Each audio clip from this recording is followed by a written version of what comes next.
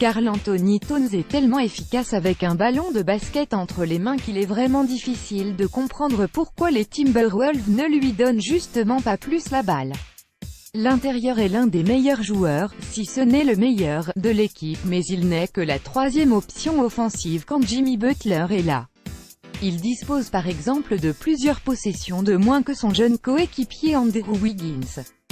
Et ce alors qu'il est un attaquant plus doué et même un meilleur shooter extérieur. Peut-être que Kat avait besoin d'être piqué au vif pour se faire violence. La veille du match contre les Hawks, le jeune homme était sur sa console, prêt à jouer en ligne avec Ben Simmons, la star des Philadelphia Sixers. Il expliquait à son confrère qu'il était préférable de ne pas rester connecté, car il avait une rencontre à disputer le lendemain. Simmons lui a alors demandé contre qui jouaient les Wolves.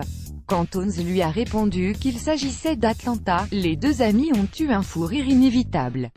Parce que oui, les Hawks sont mauvais cette saison. Mais ils ont évidemment mal pris cette remarque. Et ça ne les a pas empêchés de se faire marcher dessus par la star de Minnesota cette nuit. L'ancien premier choix de draft 2015 a livré un festival sans précédent dans l'histoire de sa franchise.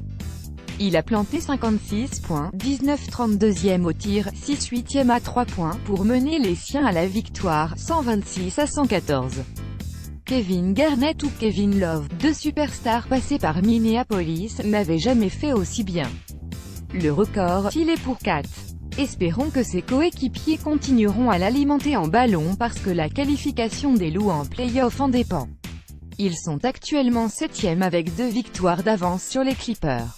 En attendant, Towns peut retourner sur sa console. Cette nuit, il a fait le boulot. Le match, Boston, quelques heures.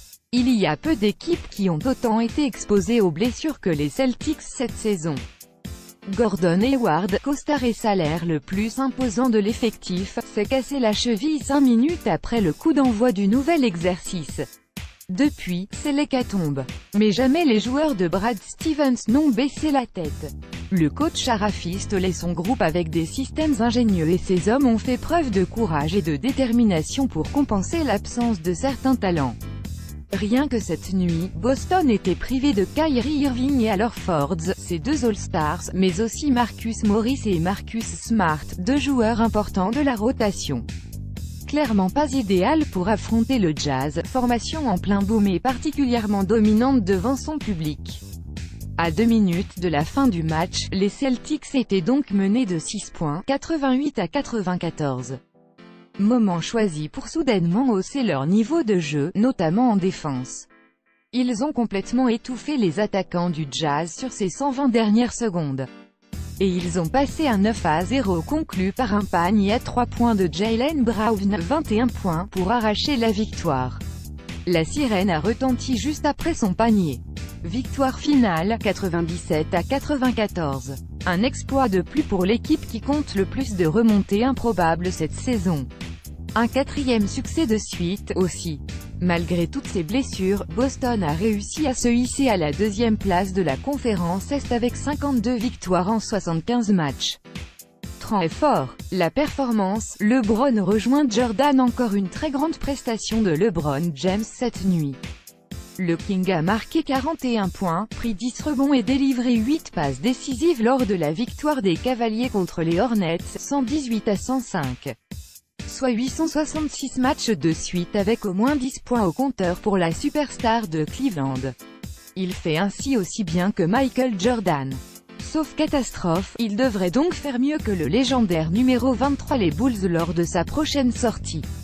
Une performance qui en dit long sur sa capacité à rester en bonne santé et à enchaîner les années au plus haut niveau. Le retour, Marshawn Brooks plante 21 points après 3 ans d'absence. Voilà 3 piges que Marshawn Brooks est parti épaissir son compte en banque dans le championnat chinois. Oublié des franchises NBA, il est finalement revenu cette semaine. Les Grizzlies lui ont filé un contrat de 10 jours, juste histoire de faire le nombre au sein de l'effectif.